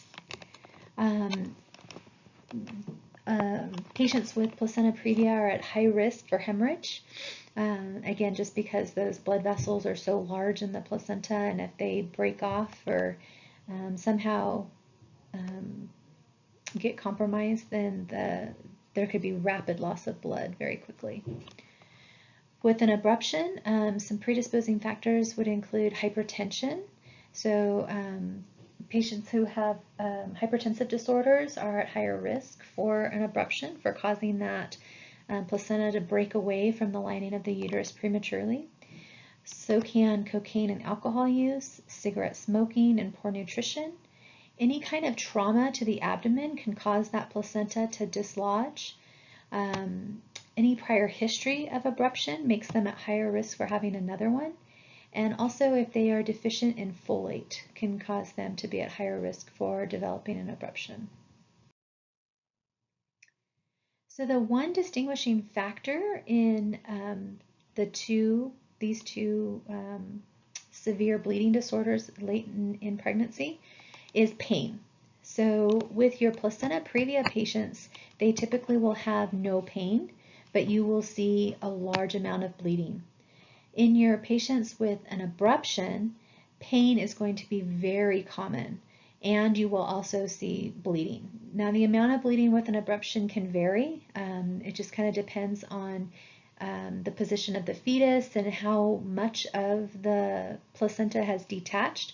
But anytime you have pain and bleeding, your mind should go to abruption. Anytime you have just bleeding with no pain, you definitely want to think previa and rule that out. So when we have our patients present with bleeding, especially in the 3rd trimester, again, you're going to document blood loss. You're going to monitor their vital signs and their eyes and O's. You're going to observe for pain and see if it is more previa related or more abruption related. You're probably going to need to have their blood typed and maybe even cross-matched in case you need to give them blood products to replace what they've lost. You're definitely going to want to have IV access so that you can not only give blood if they need it, but potentially any other medications that might be needed. You'll want to prepare them for surgery. Like I mentioned, our patients with a previa, they must be delivered by C-section. Otherwise, there is a very high likelihood that we will lose both mom and baby. In your patients with abruption, most of the time it will require a C-section as well, because neither the baby is getting oxygenated because blood flow is compromised through the placenta, and mom is losing a large amount of blood, and so you don't want her to exsanguinate. So usually a C-section is going to be the remedy for both these situations. You might see some profound changes in the baby's heart rate as it is being affected by a lack of oxygen, a lack of blood flow. You'll need to monitor lab results, coagulation studies, hemoglobin, hematocrit, red blood cell count. You'll want to give her any supplemental oxygen to help increase the amount of oxygen that's available to her and her baby as she continues to lose blood. And you'll definitely need to prepare for newborn resuscitation, because this baby may have lost a lot of its blood volume and maybe have been deprived of oxygen in the time it took to get the baby delivered. So now we're going to switch gears and move away from the hemorrhage type situations in OB to talking about high blood pressure problems in pregnancy. There are different types of blood pressure issues that can happen. So patients can present with chronic hypertension, which by definition is high blood pressure that has been diagnosed before the 20th week of pregnancy or before they even got pregnant.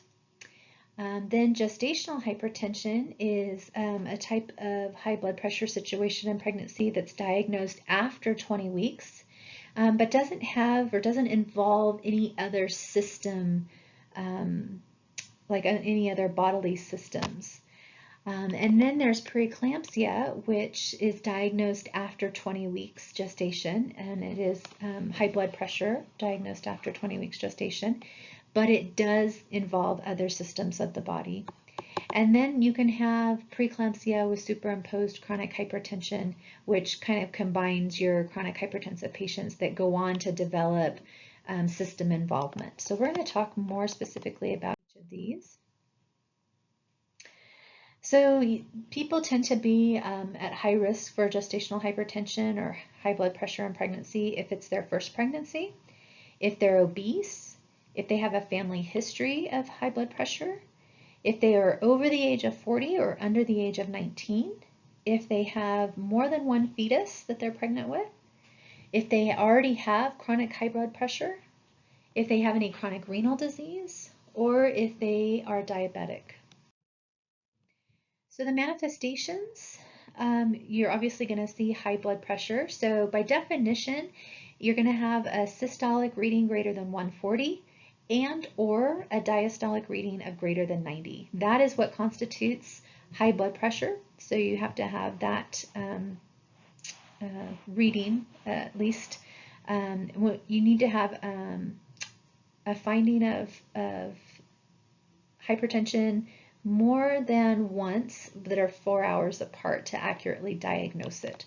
So just because you have one elevated reading, you definitely want to check it again a little bit later and see if it still remains high. If you don't get that second high reading, then we wouldn't label them as hypertensive at this point. Some other manifestations that we see, especially when it comes to preeclampsia, is going to be edema, proteinuria, blood clotting, central nervous system disturbances, changes in their vision, decreased amount of urine, some changes in their respiratory system, and possibly changes in their GI and liver. I'm going to encourage you guys to take a look at this video that will be uploaded to Moodle. It really just walks you through the differences between gestational hypertension and preeclampsia in a real visual way, and it just really helps you understand the effects that it can have on the body as a whole. So I really encourage you to watch this video. I found it really helpful in trying to understand preeclampsia and eclampsia. So management of high blood pressure in pregnancy is going to be following this patient very closely and just doing very frequent blood pressure checks, as well as maybe some testing on the fetal heart rate, making sure that the fetus is still being perfused, and that we are hopefully going to prevent the development of convulsions or seizures that can manifest in these patients as their symptoms worsen. So usually conservative treatment for preeclampsia will involve activity restriction. So a lot of these patients will be placed on bed rest, whether that is in the hospital or at home, depending on the severity of their situation. Again, like I said, we're going to monitor fetal activity, fetal heart activity. We're going to do frequent blood pressure monitoring, daily weight checks to make sure that they're not gaining too much weight. We're going to be checking their urine for protein very frequently because the development of protein in the urine signifies that there's kidney damage happening, which could indicate that the disease process is worsening and that delivery might be needed to happen sooner than later. And then drug therapy can include giving the patients magnesium sulfate to prevent convulsions or seizures. Whenever we give magnesium sulfate, we always want to make sure that we have calcium gluconate. It's the antidote to reverse the toxic effects of magnesium should she develop magnesium toxicity. And then oftentimes drug therapy will include antihypertensives to help control any severe range blood pressures. And severe range would be a systolic reading of greater than 160 and a diastolic reading of greater than either 110 or 105, depending on the facility that you work at. So most commonly, we tend to use labetalol and hydralazine as antihypertensives to help bring down severe range blood pressures. Next up, we have bleeding incompatibilities, and this happens when you have a mom who is Rh negative, and then her baby, because of the genetic material this baby inherits from its father, the baby's blood type is Rh positive. Now keep in mind that the maternal and the fetal blood does not mix usually.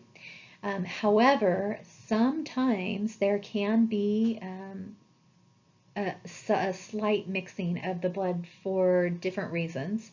And that can cause the mom to create antibodies that will attack the fetus's blood cells, which can cause that baby to have a lack of oxygen available.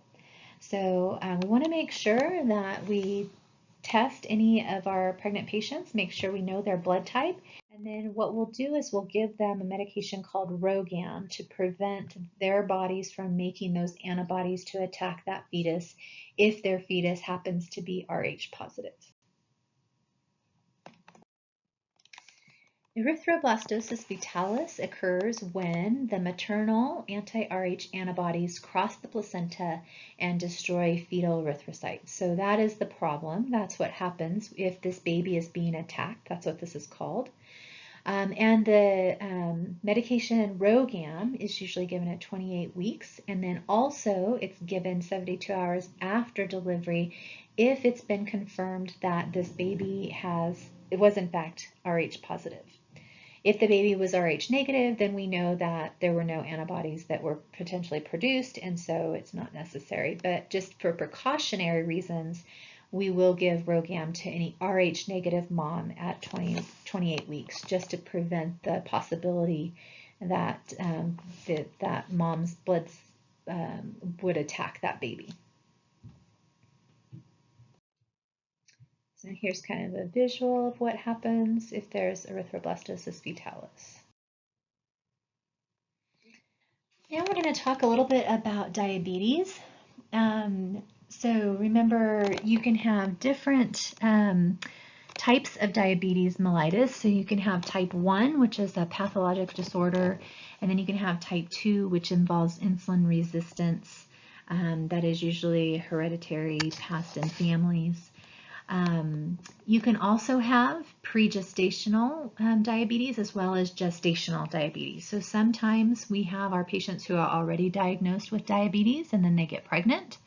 And then we have our patients who have never been positive for diabetes, but it occurs when they get pregnant. So we're going to talk about the effects of somebody who is pregnant and diabetic.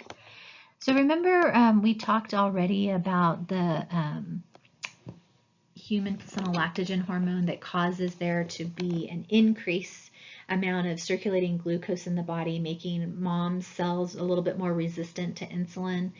And that is a good situation because we want that baby to have the effects of glucose so that it can grow and develop. But we want to make sure that that baby is not getting too much blood glucose that's crossing the placenta. So it becomes a problem when there's too much glucose circulating. So patients that already are diagnosed with diabetes before they get pregnant are at high risk for congenital abnormalities to occur in their fetuses. And that's usually due to high levels of glucose during the embryonic period of development. It can have some really detrimental effects to the fetus. So anybody who's considering becoming pregnant who's already diabetic needs to make sure that they are being closely followed and monitored and that their glucose levels are being controlled and they're at the adequate amount of insulin so that they don't have any complications with their fetus. Now, gestational diabetes is diabetes that forms once somebody is already pregnant. And we tend to see this happen. So she's not able to produce enough insulin, and she consequently will have too high of blood glucose levels. So remember, too much of a good thing is not a good thing. So if that fetus is constantly receiving too high of blood glucose, it can cause problems with its growth and development as well. So some factors that are linked to gestational diabetes include maternal obesity. Too much blood glucose causes babies to grow too much too quickly, and so it can cause large infants, so greater than 4,000 grams or greater than about 9 pounds. And that can cause problems with delivery if that baby is too large to fit through the pelvis or too large to be delivered. Maternal age older than 25 years of age is linked to gestational diabetes. Previous unexplained stillbirths or infants having congenital abnormalities is linked to gestational diabetes. If they had a history of GDM in a previous pregnancy, they're going to be more susceptible to having it with subsequent pregnancies. If they have a history of diabetes, they are at higher risk to have it during their pregnancy. And it's going to be diagnosed by a fasting glucose greater than 126 milliliters per deciliter or a post-meal glucose over 200 milliliters per deciliter. This is an example of what a macrosomic baby looks like, so a baby weighing more than 4,000 grams. You can see how that could complicate a vaginal delivery in this baby not having or not fitting through the pelvis very easily. So treatment can range anywhere from just monitoring diet and adjusting carb intake to having to include insulin injections. So most of these patients will do some type of blood glucose monitoring at home. They might also monitor ketones. They might be encouraged to participate in an exercise program, and it will usually mean monitoring the fetus a lot more often in the prenatal period, just to make sure that they're not having any adverse reactions or any problems with the pregnancy. During labor, we'll definitely be monitoring their glucose levels very often. That might also include an IV infusion of some type of dextrose solution. So most typically it's going to be D5LR included just as a maintenance rate so that we can hopefully keep their blood sugar levels even. And then we'll have to administer insulin as needed, usually based on a sliding scale. Care of the neonate who's born of a mother with gestational diabetes is at high risk for having hypoglycemia. So what happens is this baby becomes accustomed to high levels of glucose being delivered to it, and so its body produces its own insulin to manage that. And then what happens is at delivery, when the umbilical cord is clamped and cut, there's no longer that influx of glucose crossing the placenta and coming into the baby's system.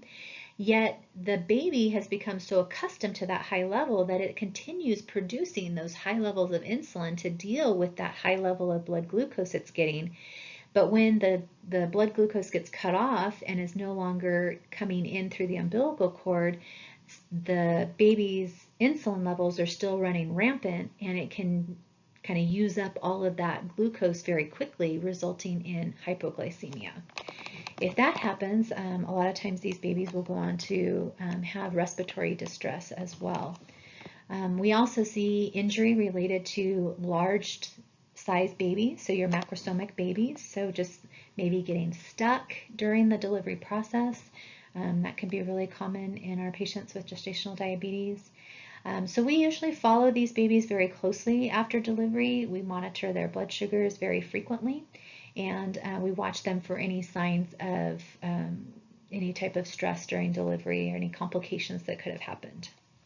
Breastfeeding is always encouraged, and in fact, it really does help if these babies can be breastfed frequently. Some of our patients will also experience the problems associated with heart disease.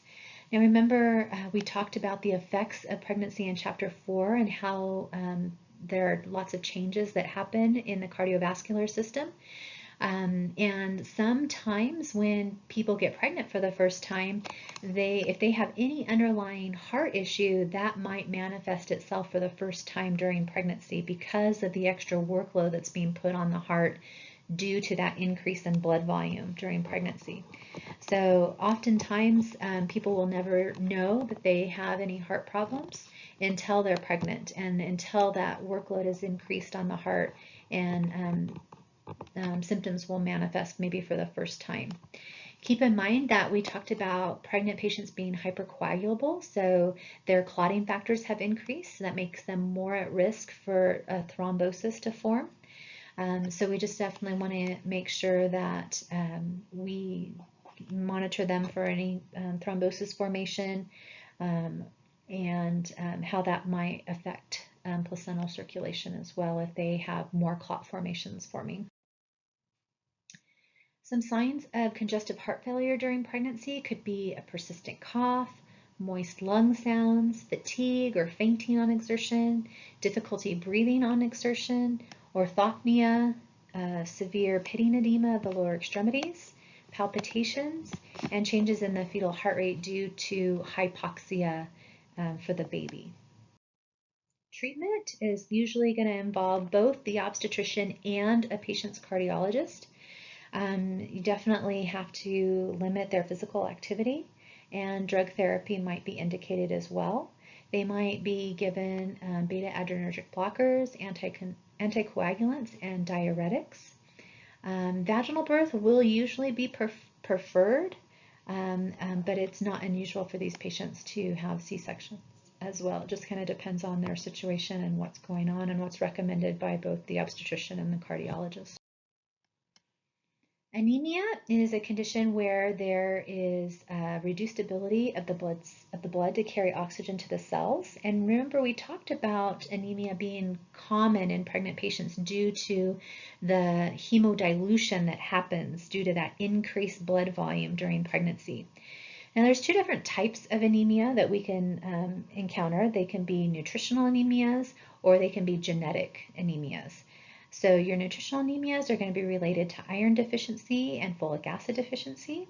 And then the genetic anemias that we talk about are related to sickle cell disease and thalassemia. So with nutritional anemia, some common symptoms that you'll find will be easily fatigued, pale skin and mucous membranes, shortness of breath, a pounding heart, and a rapid pulse. Obviously, that'll happen the more severe the anemia is. Iron deficiency anemia results in red blood cells that are small and pale. A lot of times these patients will be started on iron supplementation. We need to make sure that we encourage patients not to take iron with milk or antacids because it can impair the absorption. But vitamin C can enhance the absorption, so that would be a good thing. And we'll encourage them to continue their therapy even for up to 3 months after the anemia has been corrected. Folic acid anemia results in large immature red blood cells. So anticonvulsants, oral contraceptives, sulfa drugs, and alcohol can all decrease the absorption of folate from meals. So they might just need to be started on a daily supplement of folic acid to prevent this from happening. Your genetic anemias include sickle cell disease and thalassemia, and I'll just let you read about those. They are more common in certain ethnicities, so just be good to brush up on that. Caring for our patients with anemia, again, it just kind of depends on what's causing their anemia to happen as far as what the treatment will be, but you'll want to make sure that they are compliant with whatever treatment their provider deems is appropriate. We already talked about some of these things. Avoiding any infection if all possible, reporting any signs of infection, and just making sure that they stay nice and hydrated to avoid hypoxia. This last section is going to just talk about some other types of complications that can happen during pregnancy. Infections in general can complicate a pregnancy. The acronym TORCH is used to describe infections that can cross the placenta and be devastating to the fetus. These include toxoplasmosis, rubella, cytomegalovirus, herpes, and just some other infections that we'll talk about here. So keep in mind with viral infections, there's really no therapy for that. Unfortunately, they usually just have to run their course. Sometimes we can give immunizations to prevent some of them. So like with your flu vaccine, sometimes that will help in preventing that particular strain of flu. So there are some immunizations out there, but unfortunately, like with the COVID virus that we're seeing now, there's nothing available. Cytomegalovirus is when it's just a virus that can cross the placenta. It can have some devastating effects on the fetus, including intellectual disability, seizures, blindness, deafness, dental abnormalities, and petechiae. There's no treatment for cytomegalovirus. Most of the time, when adults get CMV, they don't really know that they have it. It's just kind of a virus that maybe just causes some real general symptoms. But there's really no devastating effects really felt on adults, but when it does cross the placenta, that's where it has its devastating effects, and so much so that it actually could end in a spontaneous abortion, or they might recommend a therapeutic abortion if they have discovered that it's really impacted the fetus in a very negative way. Rubella is a mild viral disease, usually results in a low-grade fever and rash, but it can be severely destructive to the fetus, very teratogenic. We definitely don't want to immunize our pregnant patients with the live rubella virus because it can cause severe birth defects to the fetus. Things like microcephaly, intellectual disability, congenital cataracts, deafness, cardiac effects, and intrauterine growth restrictions are just some of the problems that have been identified if a patient receives the live virus of rubella or if she comes in contact with the virus during her pregnancy. Herpes virus can come in two different types. Type 1 is the kind you get when you have a cold sore, or usually like a blister on your mouth. Type 2 is the genital type of herpes. So keep in mind that whenever somebody has the herpes virus, it doesn't ever really go away. It just lies in a state of dormancy until it comes back again in a real live infection. So somebody who has herpes will never fully be rid of it. They will just have periods of dormancy, and that includes both type 1 and type 2. So if somebody has type 2 herpes infection, we would recommend a C-section because it can be detrimental if the baby comes in contact with it during delivery. If they have an active infection, they will be recommended to have a C-section. If they don't have an active infection, then they can deliver vaginally as long as there are no lesions present during the labor time. Hepatitis B, I'm sure you guys all know about hepatitis B. You're probably all immunized against it. You've had the series as healthcare professionals. We need to, it's one of the requirements before we start any type of job because we know that it is transmitted by blood and bodily secretions. It can be present in saliva, vaginal secretion, semen, breast milk, and it can also cross the placenta. So the fetus can be affected transplacentally, or it can be acquired through contact with vaginal secretions during delivery or with blood during delivery. So if a patient has hepatitis B, when that baby is delivered, the baby will receive a dose of hepatitis B immune globulin as well as the hepatitis B vaccine, and that will be the best course of treatment to hopefully prevent this baby from acquiring it.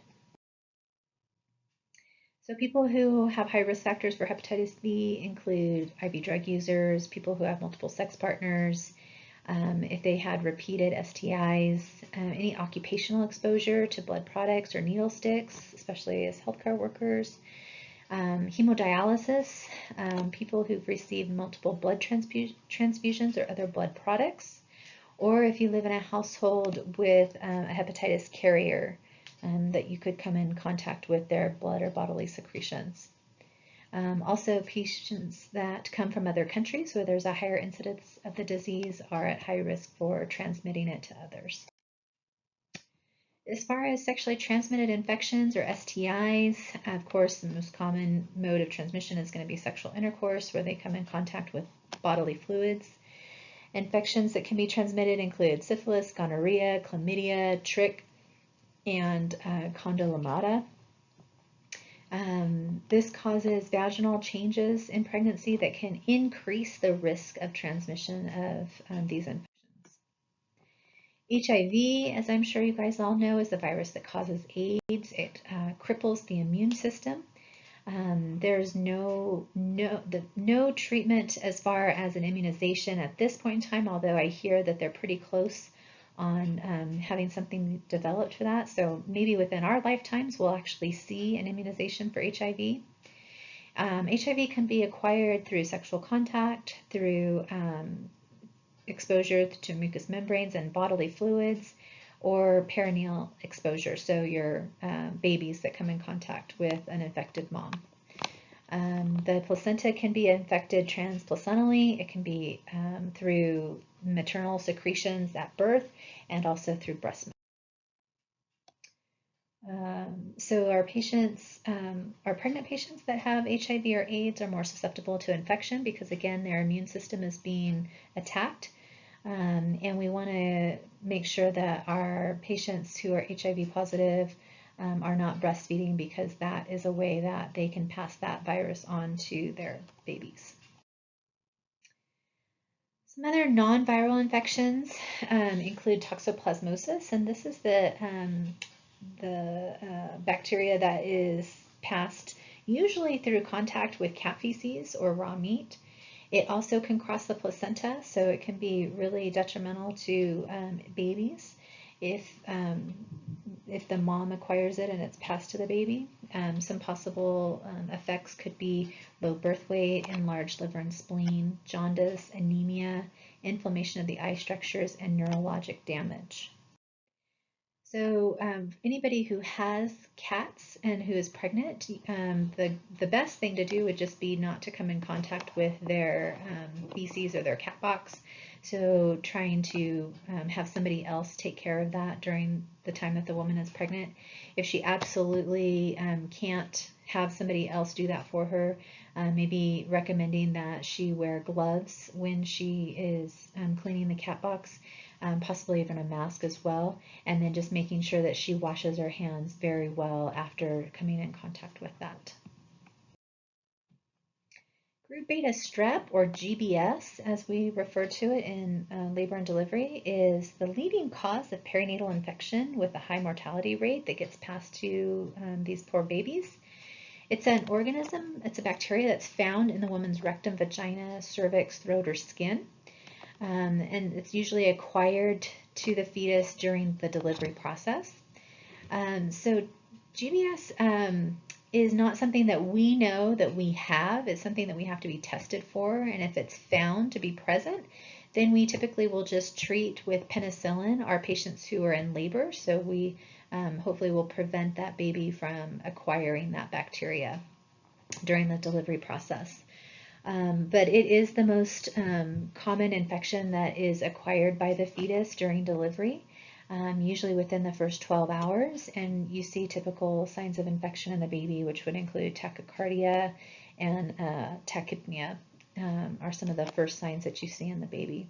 It can be deadly. It kind of acts like a severe pneumonia to the baby if they acquire this bacteria during the delivery process. So we really try to, first of all, identify any of our patients that have this bacteria present, and then treat with at least 2 doses 4 hours apart when they're in labor. TB is a problem that's been increasing in the U.S. It is a respiratory disease that we try to identify if anybody is positive for tuberculosis, or if they've been exposed, or if they have any active symptoms, and get them treated right away so that they don't pass this to their infant. If the mother is found to be positive for tuberculosis and have an active case, she does unfortunately need to be separated from her baby until she's been cleared of her symptoms. Urinary tract infections are very common during pregnancy. Remember we talked about how the ureters and the renal pelvises are more relaxed due to progesterone's effects during pregnancy, and it can result in incomplete emptying of the bladder. So that can allow bacteria to grow and develop an infection. Those infections of the bladder can migrate up the ureters to the kidneys and cause a situation of pyelonephritis, which can also turn into a type of sepsis. So it's really important that we treat our UTIs as quickly as possible and prevent any pyelonephritis or sepsis from developing. As far as environmental hazards during pregnancy, there's 3 basic categories. Category A can be easily transmitted from person to person. Category B is transmitted by food and water. And Category C would be can be manufactured weapons designed to spread the disease. So things like substance abuse, we want to make sure that hopefully our pregnant patients aren't exposing themselves or their fetuses to that, and making sure that they stop any of that type of transmission, and just making sure that they decrease their use of alcohol during pregnancy as well. Trauma during pregnancy can lead to things like placental abruption. It can come in the way of automobile accidents, a person trying to take her own life, or like in domestic violence when her life is being threatened by somebody else. We also see trauma during pregnancy in the way of battery, so the woman being abused and causing problems with her placenta detaching prematurely from her uterus. Remember, we are mandated reporters, and so if we suspect any type of abuse, or if she tells us she's being abused, we absolutely must report that, and we need to help her get away from her abusive situation so that she can hopefully go on to have a healthy and safe pregnancy and deliver a healthy baby.